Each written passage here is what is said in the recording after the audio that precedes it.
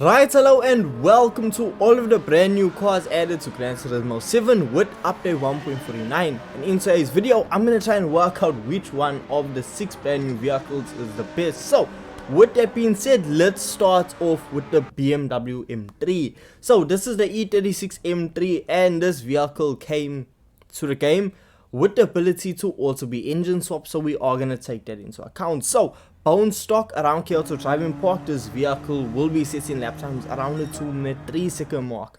Now when it comes to vehicles handling stock, honestly it's as simple as it gets, yet it is almost perfect because it's not overly powerful.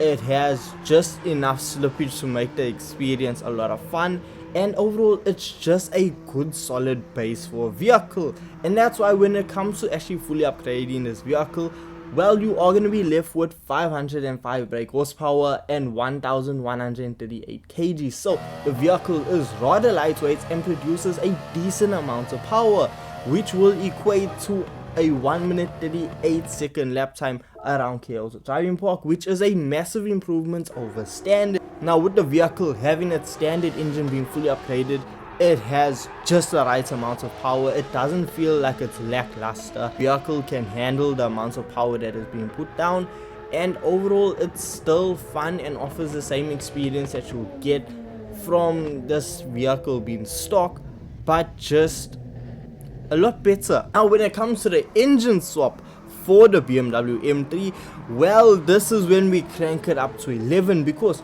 with the engine swap this vehicle is able to produce up over 1200 horsepower, and with the weight staying roughly around the same mark, the vehicle is extremely rapid. It's a lot more sketchy to drive, but the sheer speed that you're able to travel is truly shocking, because the way this vehicle just wants to travel and hit 300 kilometers per hour in an absolute blink is kinda mental. But for me, I'll be real with you, and I'm gonna say that the standard engine being fully upgraded is better than the engine swap in my opinion. I know the engine swap is a lot faster because the vehicle does set lap times around the 1-minute 32-second mark, but frankly with it being at this power level, it is just way too much power. It takes away from the vehicle's handling, and you just have to be on it a bit too much and not actually just sit back and enjoy the overall experience. So that is the BMW M3. Now the Lamborghini Gallardo LP 560-4.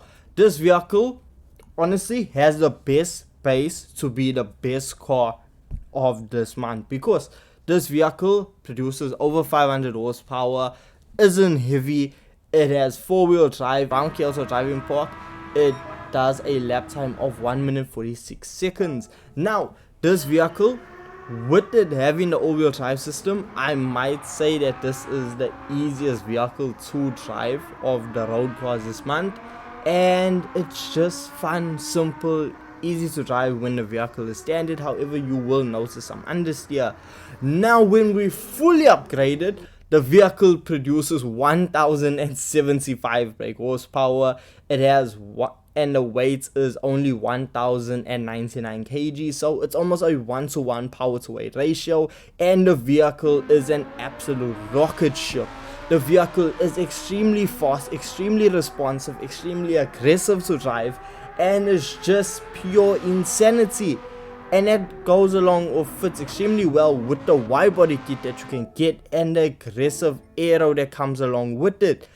Honestly, out of this month, I think the Lamborghini Gallardo is my favorite of the new vehicles. And you are there, right, my favorite, but sadly it's not the best. So next up we have the Ferrari 430 Scuderia.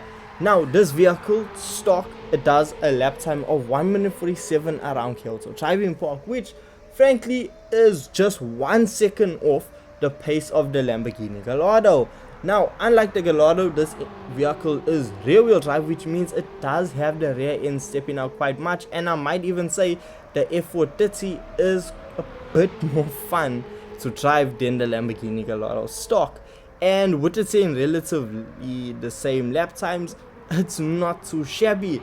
Now there is a big difference, because when we go to upgrade the Ferrari, Well, we see it produces a max of 728 brake horsepower and a weight of 1053 kgs.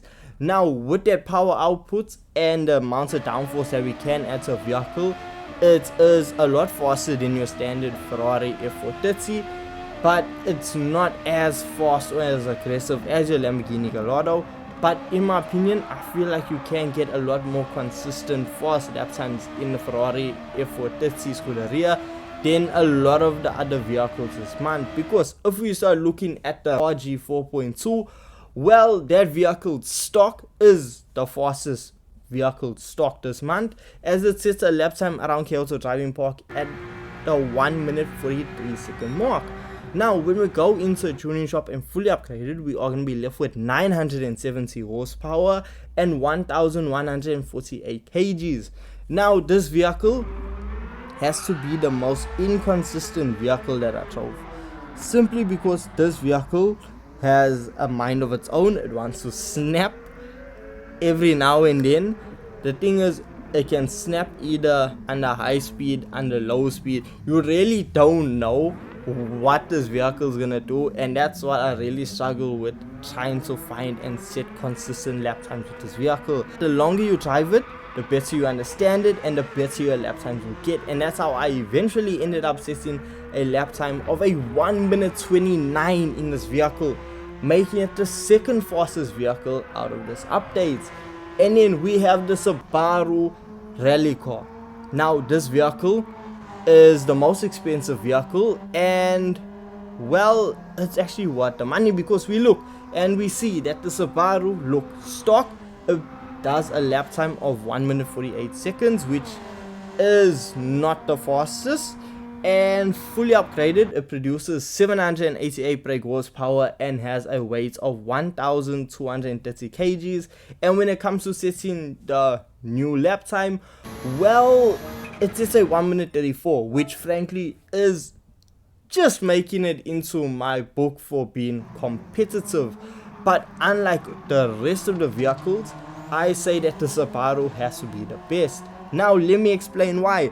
Because yes, the Lamborghini Gallardo, that's fast on road around the circuit, it's good, it's faster than the Subaru, but the Subaru has better fuel economy and is actually a very good option when it comes to WTC 700 around Le Mans, as you can make or just average lap times sub 4 minutes, which is quite astonishing and is a really good vehicle. It's easy to control, easy to tune, it's easy to just understand what the vehicle is gonna do.